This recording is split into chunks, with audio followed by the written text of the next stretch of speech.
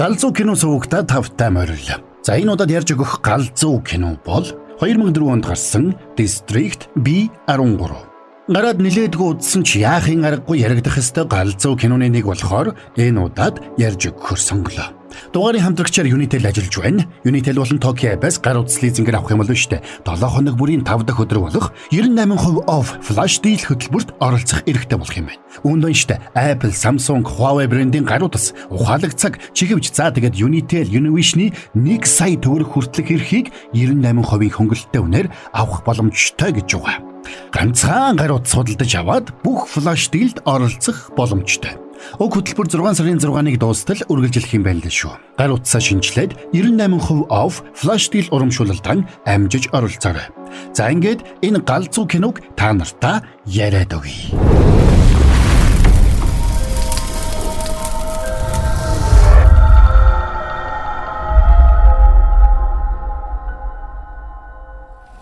За тэгэхээр манайхан киноны үйл явдал шүү дээ. 2010 оны Парис хотод өрнө. Парис хотод нүүрлээд байсан нийгмийн асуудал хяналтаас бүрэн гарахад ойрхон байлаа.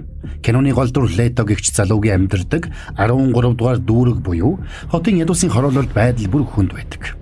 Хууль бус зэвсэг, хард амхины 8 замбраага алдаж. Тиймээс хотын удирдлагууд 13 дугаар дүүргийг тойруулж хан хэрэн босгоод орж гарах гарц дээр нь цагдаагийн пост байгуулсан байна.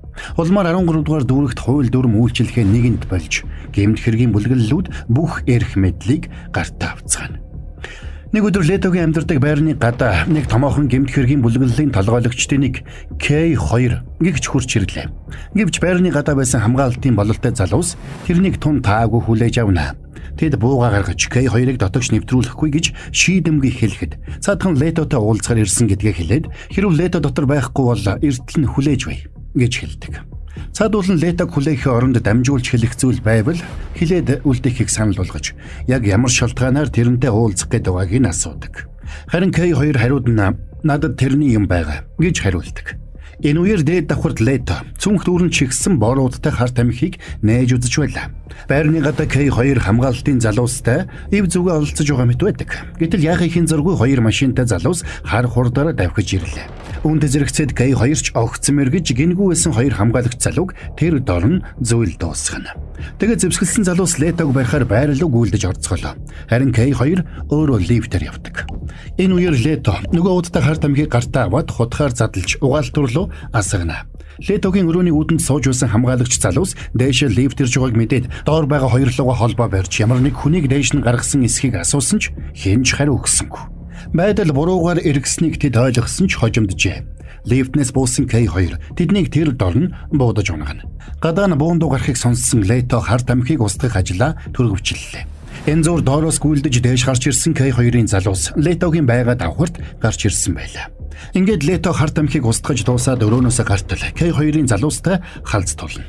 Тэдний нэг нь Лето руу буудсан ч аз болоход тэр оногдсонгүй.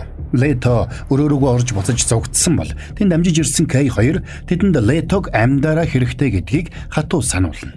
Учир нь тэрнийг амьдаар нь барьж чадахгүй бол K2 өөрөө амиа алдах аюулд орсон байж. Энэ үеэр Лето өрөөнөөсөө үсэрч гарч ирээд яахын зургууд тэдний хажуугаар сүлжиж гараад байшин дамжиж зогтож эхэллээ. Тэрээр шилдэг паркурчин болох нь илэрхий. Тиймээс ч тэрнийг барих гэж барилгаар дамжиж явсан K2-ийн залуусаас цөөнгүй өндөр байшингаас унаж амиа алдна.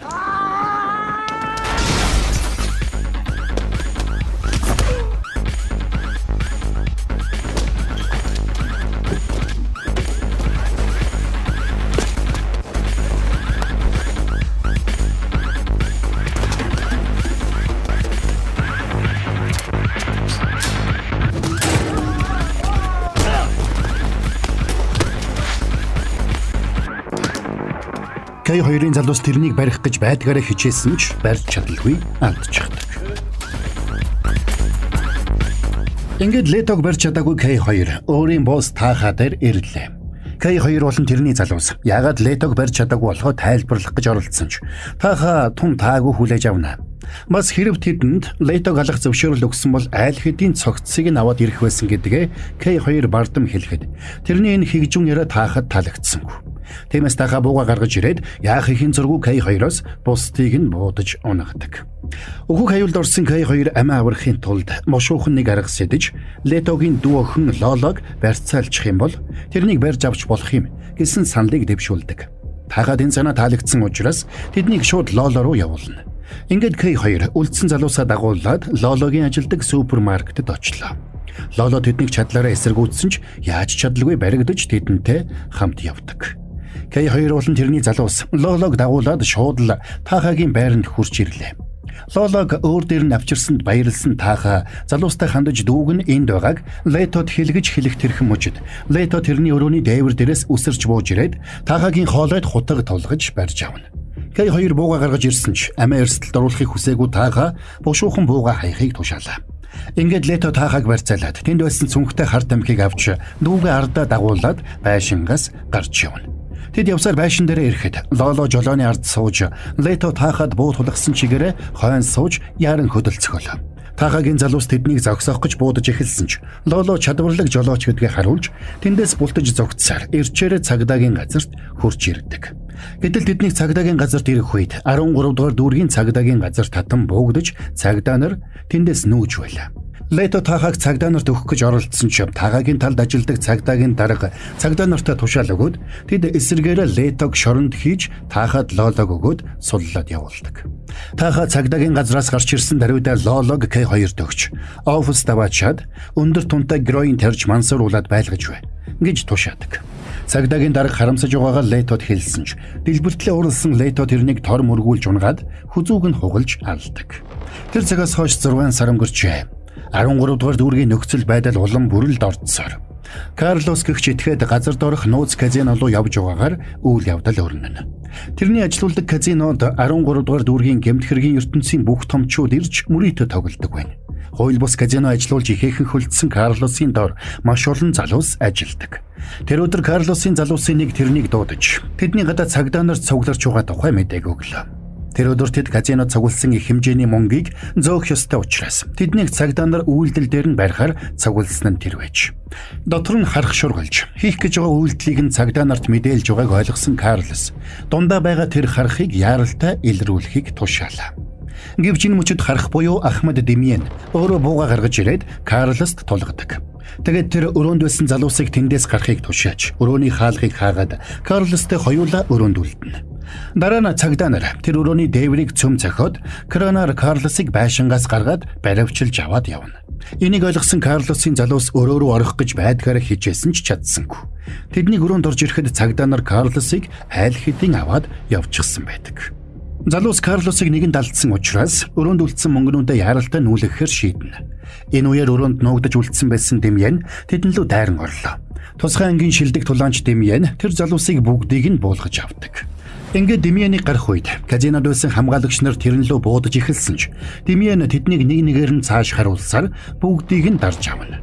Үүнтэй зэрэгцээд цагдаа нарч дотогшоо дайран орцгоож дотор байсан хүмүүсийг бүгдийг нь баривчилдаг. Демьенийг ажил дээрээ ирэхэд засгийн газрын тусгай агент ажил дээр нь ирж гисэн. Тэрэнд дараагийн чухал даалгаврыг өгөхөөр бэлдчихсэн байлаа. Таха K2 болон тэрний залуус цүмийн цэнэгт хошуг хулгайлж гартаа оруулсан байж. Демьен тэднээс цүмийн цэнэгт хошуг ямар нэг аргаар салгаж авах ёстой байлаа. Энийг сонссон Демьен ийм хэцүү даалгаврыг ганцаараа биелүүлэх боломжгүй гэж хариулахад дарган тэрэнд даалгаврыг биелүүлэхэд 24 цагийн хугацаа үлдсэн учраас өөр сонголт байхгүй гэдгийг хэлээд энэ даалгаврыг амжилттай биелүүлэх гэвэл Летог багтаа хэлсүүл гэж зөвлөнө. Энэ үеэр Лето цагдаагийн даргын аминд хүрсэн хэрэгээр онцгой дэглэмтэй шоронд хоригдсон байна. Ингээд Летог тэндээс өөр шорон руу шилжүүлэхэр болдог. Улмаар Летог шилжүүлэх машинд Демьенийг ч бас суулгана. Демьен өөрийгөө Летод шоронгийн хоригдол гэж танилцуулаад Тахагаас болоод шоронд хоригдсон гэж тайлбарладаг. Ингээд Демьен урьдчилж бэлдснийхээ дагуу хамгаалагч нарыг машинаас гаргаж шидээд Летотой хамт явцгаалаа. Демьен Летогоос 13 дугаар дүүрэг рүү яаж нэвтрэхийг асуугаад нууцаар орох ямар ч боломжгүй гэдгийг сонссон даруйда цагдаагийн постны хажуугаар шууд дайран ордог. Аимшиг адал явдал гэх мэт ямар нэг зохиолоор найз нөхөд хамт олноороо оргож зүгтэх даалгавар биелүүлж хурц ухаан авхаал самбаа шаардсан нөхцөл гал 100 мэдрэмжийг авахыг хүсвэл Quizlab-ыг Зөрөөрэ. Quest Lab. Гэвч постны хажуугаар дайрах үед машиныхын дугуй хагарч жолоогоо алдан ирчээрээ явсаар өөр машин мөргөд зогслоо. Энэ үеэр Лето машинаас бууж Демьяныг орхиод бушуухан цугтаадаг. Хэдийгээр Демьян үнэмшилдэ жүжиглж байсан ч Лето тэрнийг цагдаагийн нууц ажилтан гэдгийг айл хэдийн гадарлцгач. Тэгсэн Демьяны мөргсөн спорт машин тентхийн нэгэн гэмт бүлэглэлийн боссын машин байж. Хой, чи миний машиныг мөргөчлөө. Уучлаарай өгшөө. Би дөнгөж сая шоронгоос оргосон юм аа. Энэ новшийн машины тооломж ажилсангүй. Тэгээд л мөргөчлөө. Би энд толгой хорогдох гэж зогтож ирлээ. Толгой хорогдох гинэ? Чи зүгчиг олохтой муу юм. Энэ чиний амьдрдаг Монако биш. Энэ бол Багдад. Залуустаа тайвшир гэж хэл. Бууга, буулга. Машиныг чи мөргөсөнд уучлаарай өгшөө. Оронд нь миний машиныг ав. Тохиргоо. Демьяныг Летог олж ирэх үеэр Лето таагагийн төв байрны зэрэгэлдэх эзгүй барилгын дээр гарчихсан тэднийг ажиглаж байлаа. Демьян Летод анзааргалгүй дөхөж очоод ганцхан зохиж барьцаалдуулаад гарыг нь төмөр хоолойтой гавлж орхидог. Ингээд Демьян Летод өөрийгөө цагдаа гэдгийг хүлээн зөвшөөрч бас 13 дугаар дүүрэгт цүмийн цэнэгт хошуу байгаа гэдгийг хэрвээ яралт тэр хошууг аюулгүй болгохгүй бол дэлбэрч энэ дүүрэгт байгаа маш олон гэмгүүхэн амиа алдцгаах болно гэдгийг тайлбарлана. Летогийн хувьд таахаагаас өшөөгөө авч дүү охин аврахыг маш ихээр хүсэж байгаа учраас Демьянтэй хамтрахыг зөвшөөрлөө. Тэрний хувьд 13 дугаар дүүргийг аврахаас илүү дүү охиноо аврах нь чухал байлаа. Демьян Летогоор таахаагийн анхаарлыг сарниулж энэ хооронд өөрөө сэмхэн тэдний дунд нэвтрээд бөмбөгийг салгах саналтай байгаагаа хэлдэг. Харин Летод өөр төлөвлөгөө байдаг. Тэгээд тэр шууд таахаа руу залгаад Демьян тэр хоёр таагаагийн хажуугийн барилгад байгаа гэдгийг шууд хэлнэ. Үүнд нь Демьян гайхсан ч Лето надад итэг. Энэ бол хамгийн зөв арга гэж хариуллаа. Учир нь таахаа тесрэх бөмбөгийг хаана нууж байгааг Лето мэдэж байлаа. Ингээд K2 залуустайгаа хамт тэдэн дээр ирэхэд тэд ч эсэргүүцэлгүй баригдана. Энэ үеэр таахаа тэднийг хүлээж авахар зойрын давхарлууга буулаа. Ингээд K болон тэрний залуус манай хоёрыг дагуулсаар таахаа дээр ирдэг. Явах замдаа таахаагийн доор ямар олон залуус ажилдаг болохыг харж энэ байгууламжийн гаднаас нь хүчээр нэвтрэх боломжгүй байсныг Демьян ойлгоно. K2 тэднийг таахаа дээр авчирхад таахаа Демьянтэй наймаалцахыг оролдож цагдаа нар та нар 2 сая хүний амийг хэдээр үнэлэх үү гэж тэрнээс асуулаа. Тэгээд таахаа 20 сая евро өгөөл тесрэх бөмбөгийг цагдаа нарт өгнө гэж хэлдэг.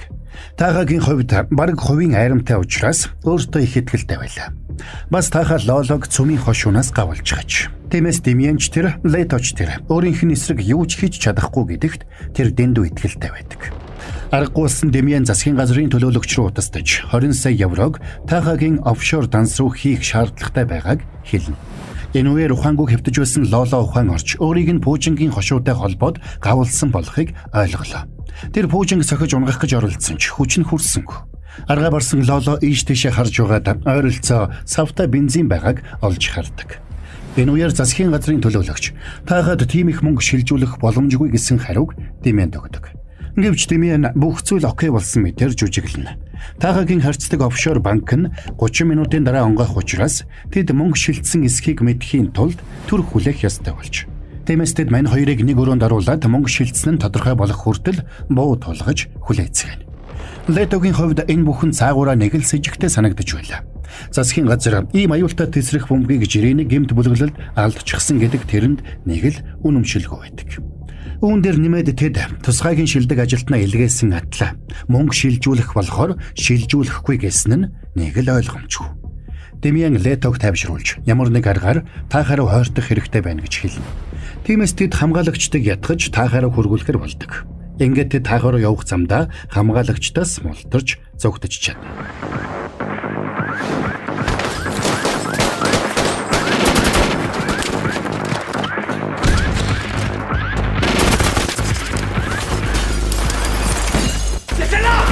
C'est ça ta sortie? Tu veux te barrer par la cuvette?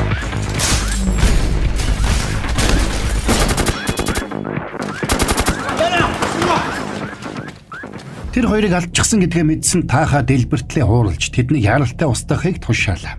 Гэвч энэ үеэр засгийн газар таагаагийн офшор дансаар дамжуулаад бусад данснуудын мэдээллийг авч бүх данснуудыг нь бүгдийг нь хааж орхичээ гэдгийг нэг туслахын таагаад хэлдэг. Өөрөөр хэлбэл таахаа сохор зоосгүй ядуурчээ хөрхий. Өөрсдөд нь төлөх ямар ч мөнгөгүй болсон бардам зантай таахааг залуус тэр дорн буудаж зүйл дуусгалаа.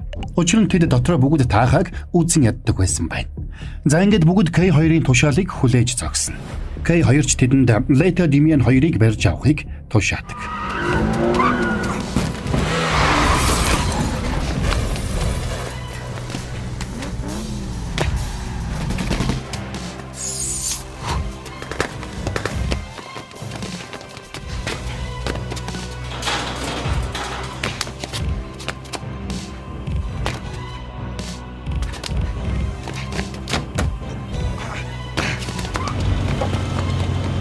Dégagez! Dégagez!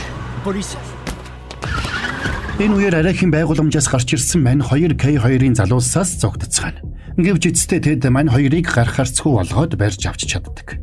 K2 тэдэн дээр ирээд энхийн гэрээ байгуулах санал тавиад гол нь тэр хоёрыг яаралтай дээш гарч цөмийн хошууг идэвхгүй болгох хэрэгтэй байна гэдгийг хэлдэг. Ингээд мань хоёр ч зөвшөөрч цөмийн цэнэгт хошуу байрлаж байгаа байшин руу яаран гүйцгэлээ.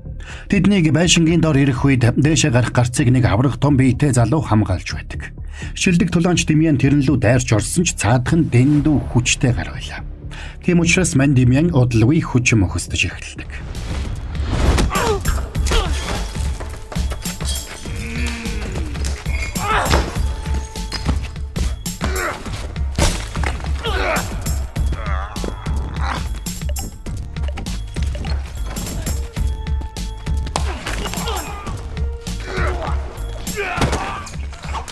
Энэ үеэр тэднийг ажиглаж үлсэн Лето арга сэдэж кабелийн утас барьж яваад авраг бийт залууд баригдалгүй бултаж тойрч тэрнийг кабелаараа хөдлөх харахгүй болтол нь хүлдэг. Энэ үеэр Демьян бетон блокоор толгойр нь бутардл цогсонд цаадах нь ухаан алдаад нэг мунлаа. Ингээд мань хоёр цаг алдалгүй дээш авирцгаалаа. Энэ үеэр арга мухардсан Лоло өөрлөгөө бензин асгаад шатаах гэж байдаг. Аз болоход тэд Лолог өөрийгөө шатаахаас өмнө амжиж ирээд амийг нь аварч чаддаг. Энэ зур Демьян засгийн газрын төлөөлөгч рүү удастаж цөмийн хошууг аюулгүй болгох кодыг асуудаг. Лето тэдний яриаг хөндлөнгөөс анхааралтай сонсч байлаа. Засгийн газрын төлөөлөгч Демьянаас тесрэх бомбог яг хаана байна? Яг 13 дугаар дүрэгт байна уу? Гэж дахин асууж байгаа нь тэрэнд сэжигтэй санагдана. Улмаар бомбыг аюулгүй болгох код дунд нь B13 гэсэн үг байгааг мэдсэн даруйда Лето энэ код цөмийн хошууг идэвхгүй болгох биш, харин ч идэвхжүүлэх код юм байна гэдгийг ухаардаг. Тэгээд тэр Демьяныг кодыг хийхгүй байхыг ядгсан ч тэр засгийн газартаа бүрэн идэвжээ. Лето тэрнийг байдгаараа ядгсан ч Демьян зогссонгүй. Ингээд арга барсан Лето тэрнийг хүчээр зогсоох гэж оролдож, мань хоёр хүч шавхан тулдаж эхэлцгээв.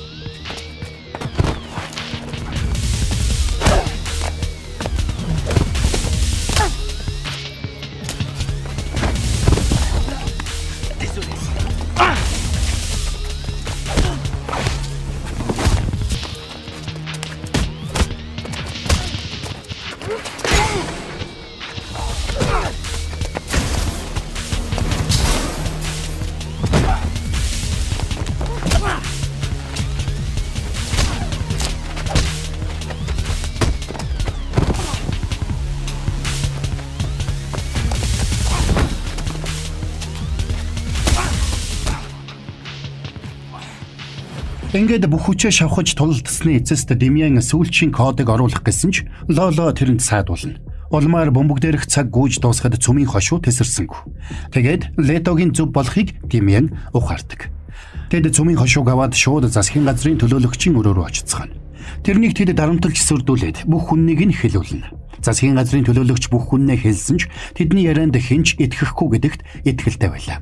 Гэвч манай гурвын толгой ажиллаж тэдний энэ бүх яриаг бичүүлэхээр телевизийн сурвалжлагчдыг нууцаар байрлуулсан байж. Ингээд тэрний яриа орон даяар цацагдж 13 дугаар дүүргийг дэлбэлж устгах гэсэн оролдлого нь талаар болдог. За ингээд тэд 13 дугаар дүүргэлүүгээ буцах болгоод засгийн газар дүүргийг бүсэлсэн ханыг нурааж тэнд цагдаагийн газар болоод сургуулиудыг дахин байгуулж эхлэх болсон гэдгийг Демьян нөгөө хоёрт хэлдэг. Ингээд ах トゥ хоёр төрлөх дүүрэгтээ буцахад Демьян машиндаа сууж дараагийн даалгавраа биелүүлэхээр явснаар энэ кино дуусаж байгаа юм. Зэг галзуу киноны тайлбар маань энд хүрээд дуусч байна. Яахын аргагүй галзуу кино мөн байсан байж? Аргагүй галзуу солиотой хамтрал байж ижил энэ дүүргийг нийгэм дэлбэрэхээс аварлаа да, тийм ээ. За тэгээд энэ галзуу киног ярих боломж олгосон Quizlab-ийн хамт олондоо баярлалаа. Гиснээс манайха удахгүй буюу 6 сарын 7-нд төв зингэлдэх хүрээлэнд болор цом нэртэй оппозитийн тоглолт болох гэж байгаа шүү дээ. Үзмээр байгаа хүмүүс маань Tiktok box office-ийг мэн л ороод авчих юм байна. За тэгээд дараагийн галзуу киноны тайлбараар эргээд уулзцгаая. Шинэ адамд сайхан гэдгийг заа. Нүдэн над юу ч үтгэж